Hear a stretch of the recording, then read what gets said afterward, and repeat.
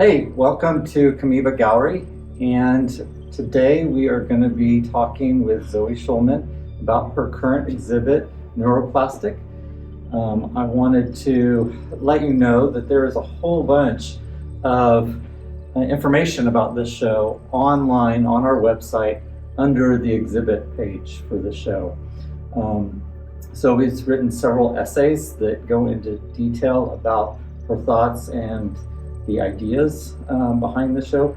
So we're gonna just do a overview today, talk about some of the works, and keep this video to around 25 minutes. But you can really dive deeper into all the subject matter we're gonna be talking about by going onto our website today. So with that, I wanna get started, introduce Zoë Shulman, and have you talk to us a little bit about the inspiration for this show. I know it has to do with ketamine treatments. Yes. And maybe you can just dive into that and talk to us about how, sort of bring us up to the start of the show. Absolutely. Where it started. Yeah, so thank you so much for having me. And so it does involve ketamine treatments. About 3 years ago, I was diagnosed with post-traumatic stress disorder and depression. And so I sought treatment through cognitive behavioral therapy and psychiatry care. And so that was involving also psychedelic assisted psychotherapy. So the combination of those multiple modes of therapy are what led to the creation of these works. I have a background as an artist. So naturally, I was able to integrate my thoughts and feelings from all of these therapies combined through my creative process and visualizing it. So I began through the cognitive behavioral therapy and was talking through things and getting deep into things, but sort of still stuck. One of the things about post-traumatic stress disorder and depression are that it makes you feel like you can't live in the present and you feel really, really just stuck in negative thought processes. So for me, I decided to seek psychiatric care and medication. So I ultimately was introduced to ketamine-assisted psychotherapy. And this is it generally starts as a 6-week process where you get a series of injections of the ketamine, which is a dissociative drug that it can create a psychedelic experience.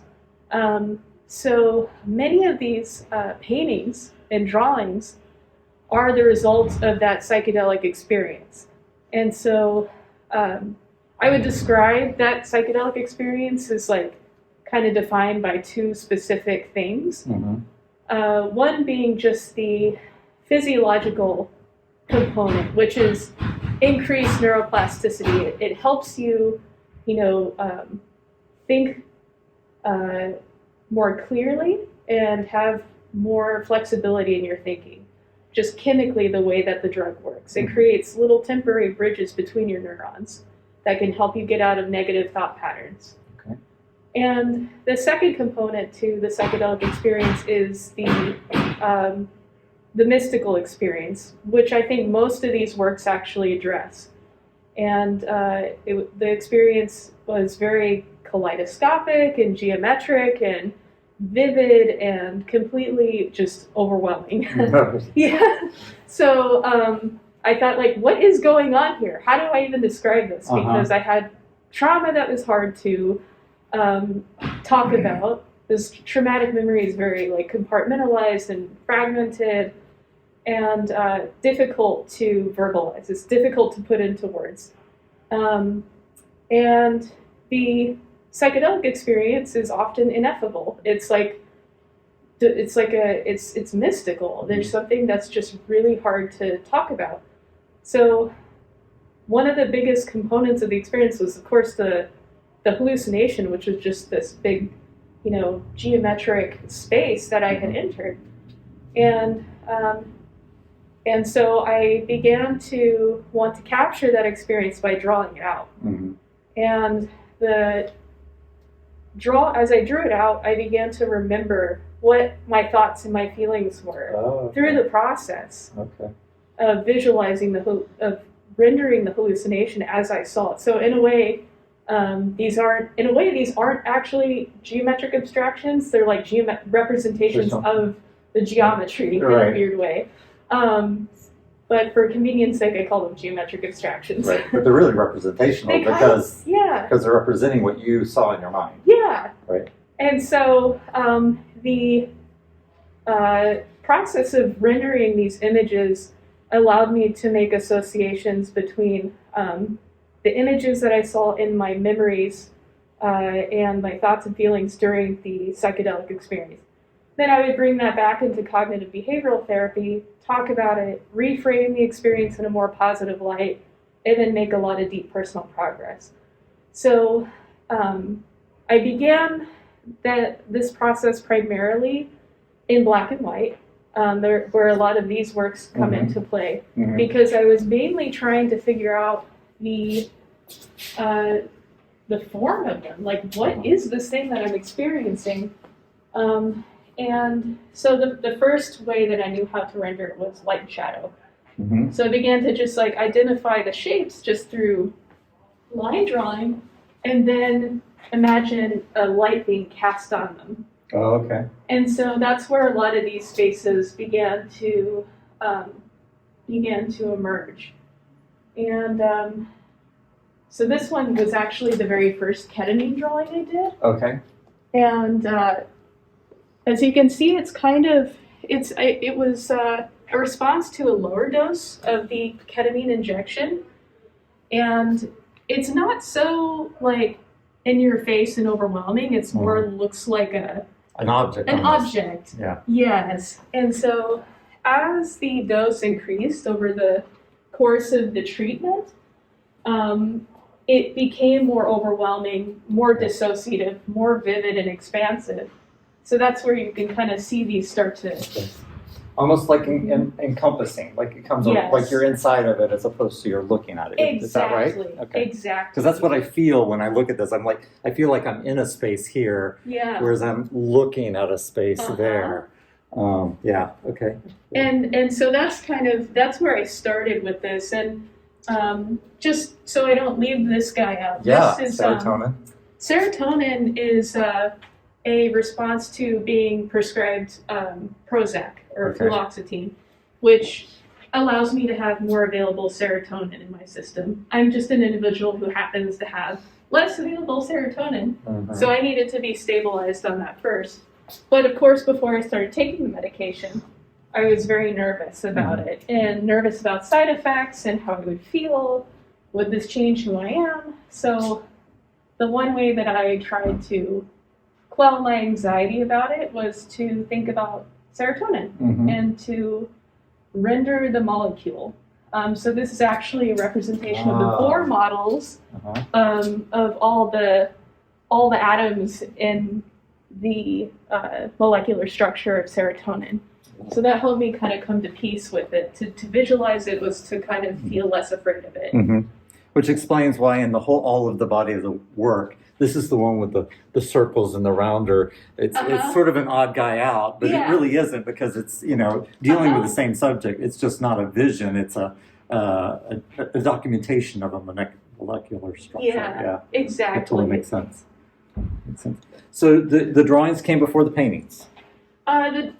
In some cases. I would say with regard to but in general, in general, your approach to the subject matter, sort of, you started out in sketches and drawings before you went into, which I think is more your sort of a traditional way you handle it anyway, right? Yes. Your art practice. Yeah, right? I like planning my pieces to an extent and figuring out the mechanics before getting into paint, because painted is a more unpredictable and wild medium. It's you have to like figure out how to control it, because it's just liquid and it runs everywhere. And so to figure out how to get that to express something hard-edged and geometric very difficult. Mm-hmm. So I actually had to make the drawings and then think about how that would translate into a painted process involving a lot of straight lines, a lot of drop shadows and things that you wouldn't necessarily associate with medium of paint. Right. So actually, I will say though, this little guy, this little orange Fire and piece, Brimstone? Okay. This was one of the earliest pieces I did, along with the other self-evident paintings. So the that are down at ones, the other end. Yeah. those self-evident pieces have grids on them. And that was sort of my entry into, this was before I did any ketamine. This was my entry into my self-evident truths. Okay. Things that slowly became aware to me through my talk therapy and coming to terms with it and kind of almost the explosive nature of it. So I included a lot of, like, you'll see in this little guy too, a grid where the paint is controlled within it, but then these shapes kind of almost like chaotically pour push out or of pour it. over or something. Yeah. Boiling over. Boiling over, yeah, exactly. So that was the kind of entry into things, and so this is one, and then this is one as well, right? So yeah. This one's self-evident truth. This one, and then of course the big guy. Yeah, the big trauma painting, as I call it. It is self-evident number 3, and this is the painting where I come to terms with my trauma, both in an individual sense, but then in a bigger sense, and realizing how human trauma is a big subject that has societal implications and can be something that makes it hard for society to function and live in a healthy way. And there's a certain violence to trauma if it goes untreated. And in sort of realizing my own trauma, I realized how dangerous that was to not seek mental health care. So this is me both realizing what my trauma was, and then also coming to terms with acceptance and surviving it, and then realizing the impact that could have on society as a whole, like thinking about it in the larger context. How did I'm gonna interrupt, sorry. How did you come up with the color palette that you decided to use on this? Actually, so the concept I had was sort of a violent, explosive, tectonic painting. Volcano, eruption. So I immediately had something kind of explosive in mind, that there was a kind of pressure in the structure and an exertion from underneath, causing that structure stress, and then the kind of chaos coming out. And the way that the red paint is splashed over could read either as like a lava eruption or even blood. Blood, yeah, totally. Well, that's one of the reasons I was asking, because I see both of those in it. Yeah. Right. I can see sort of volcanic activity. It's natural, and then I also see sort of this blood, this tissue element to it. So depending on what direction you want to go with it, or you can see both at the same time. But I didn't know if you have one or the other in mind, or just you're saying both. Both, like a complex metaphor. And I actually worked in as a legal assistant doing criminal defense work. For a year, and at the time that I was working on this painting, I was analyzing crime scenes, which involved murder victims. So I was actually looking at bloodstains and looking at kind of the larger implications, again, of trauma that goes untreated, how that can lead to negative affect and negative consequences on society. Because many of the clients that we worked with had unmanaged trauma. And I realized, there's such a need for mental health care. There's such a need for compassion and understanding, and not to undermine the consequence or the violent actions made, but to really understand the big picture and take a step back. Mhm. It's not an excuse, it's just an understanding. Right, an understanding of how it got there. Uh-huh. And was there a different approach to these first two than to this one, or is it the same, just on a smaller scale? It was about the same, roughly. This one had more layers and more complexity.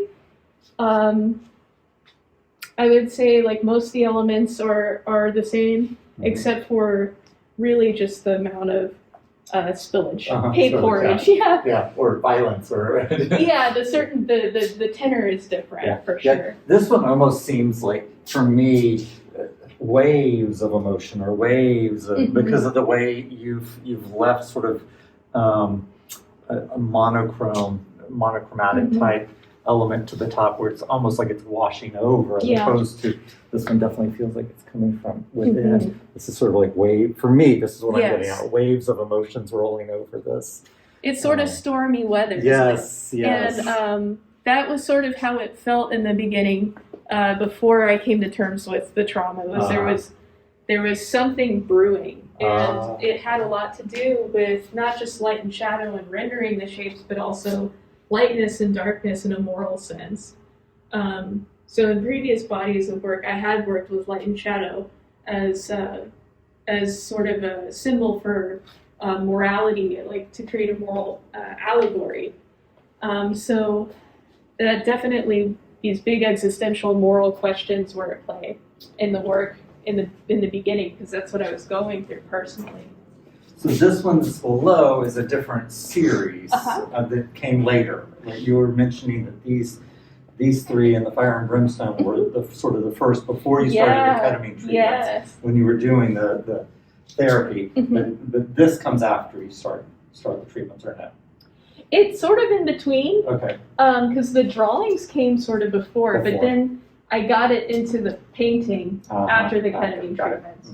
But one of the things that I was trying to kind of figure out with these works are called the impossible objects. And as I was starting my psychology treatment, or my therapy treatments, I was learning a lot about psychology in general.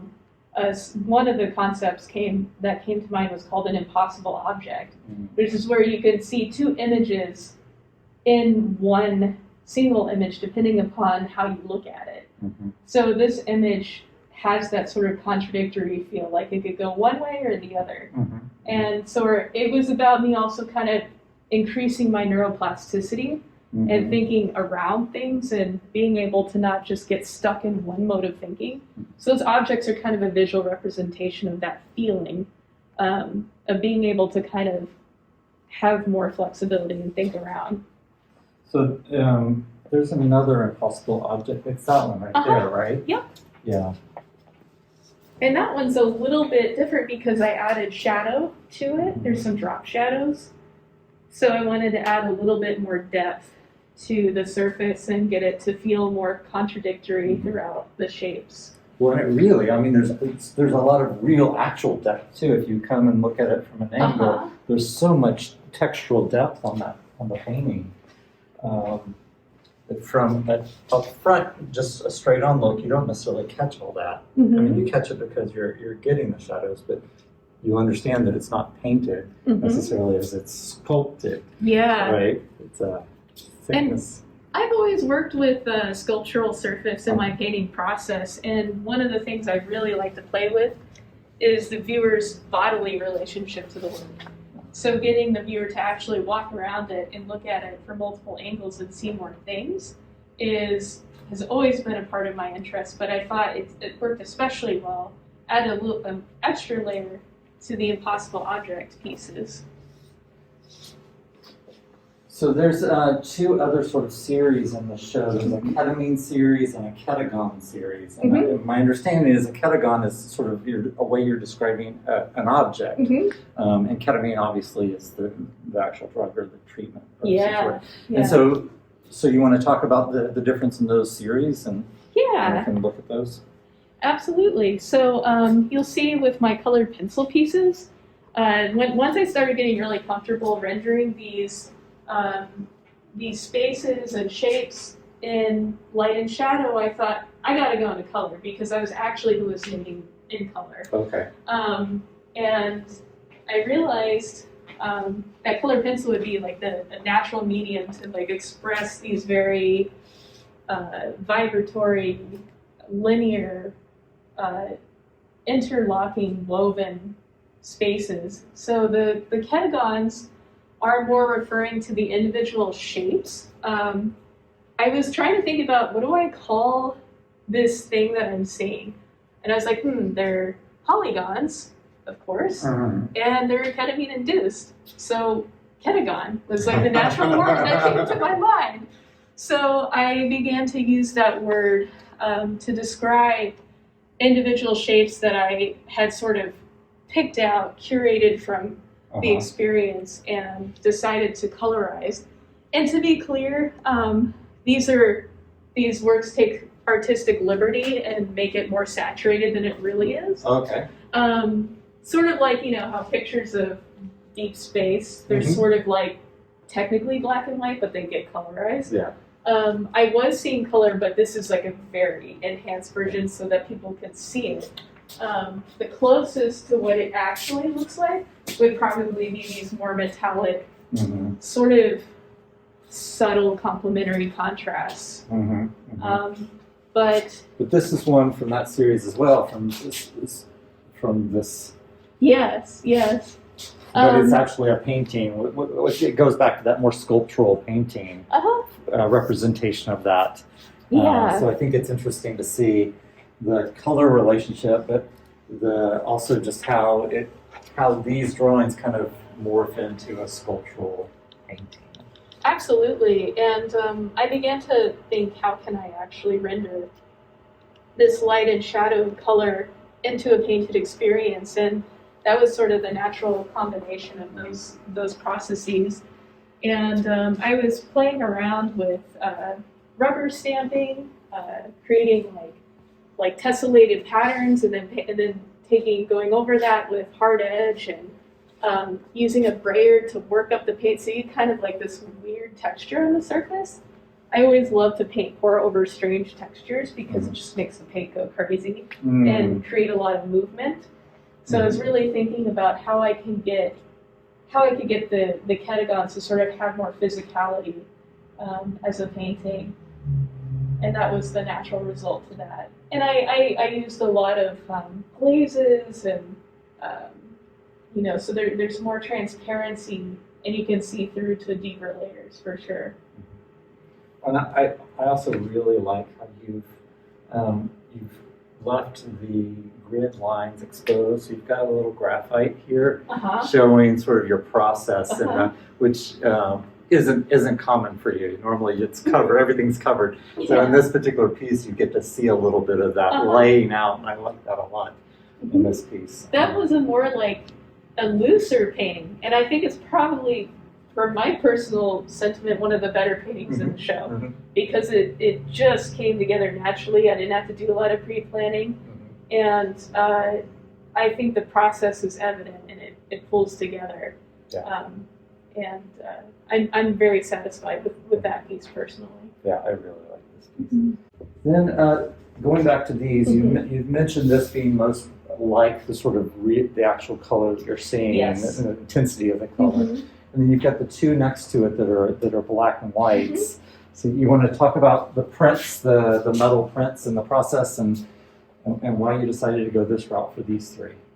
Absolutely. So these are actually, again, the pieces I tried to render almost immediately after ketamine sessions. So this was like as close as I can get to the structure of it. So I was immediately just going back and trying to draw it and find it and remember what I was thinking and feeling.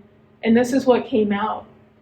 And I had them as these line drawings. I was thinking, should I make these into, colorful pieces, like color pencil drawings or graphite drawings? And I thought, I really just want to celebrate the line work and show just the raw structure. And I had done work like that in the past with cyanotypes, where it's like an inverted image where you can see the white lines coming through. And I wanted to kind of go back to that and use that process to bring these out. Now, these aren't cyanotypes, they are metal prints, but I used Photoshop to invert the image and then upload it into a site where I could get it printed on metal. And I chose this sort of translucent quality. It allows the aluminum that it's printed on to come through the lines and create a sense of movement.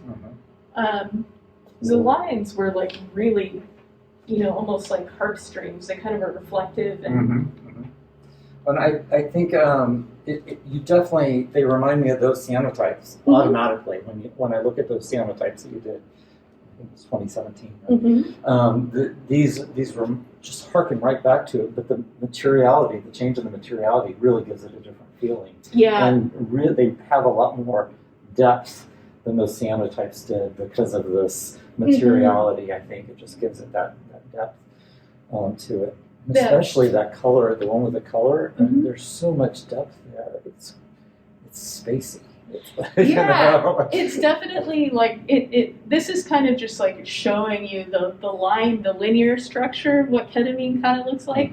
But this, I actually incorporated an extra step in the process, which was doing the drawing and then going back and cutting and collaging. So I'd actually take that line drawing, drag it across the scanner, get it to just warble and do these weird effects, and then collage the images together, and then bring it back into metal printing. So that's where you're seeing that depth. Is actually, I went in with an X-Acto blade and cut things out and overlapped the image.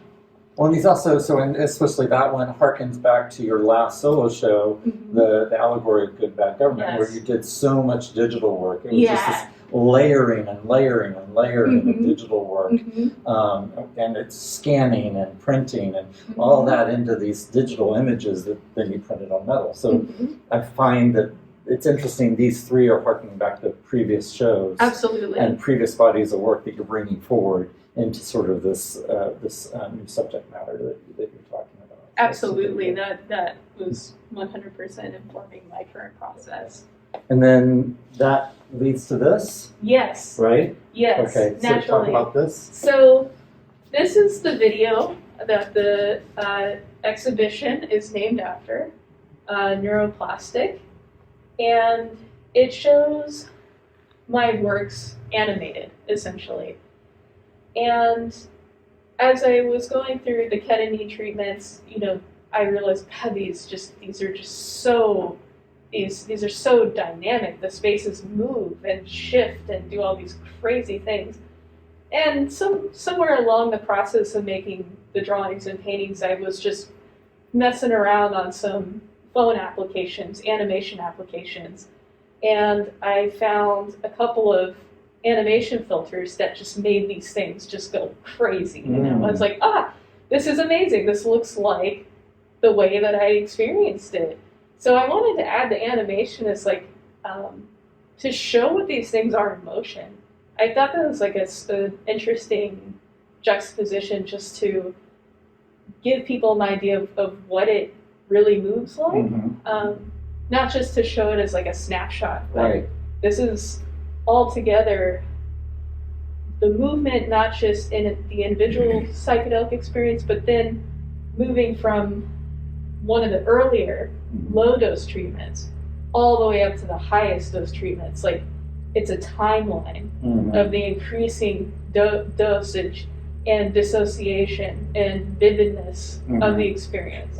So people can see it in a time loop and kind of go on that journey with me.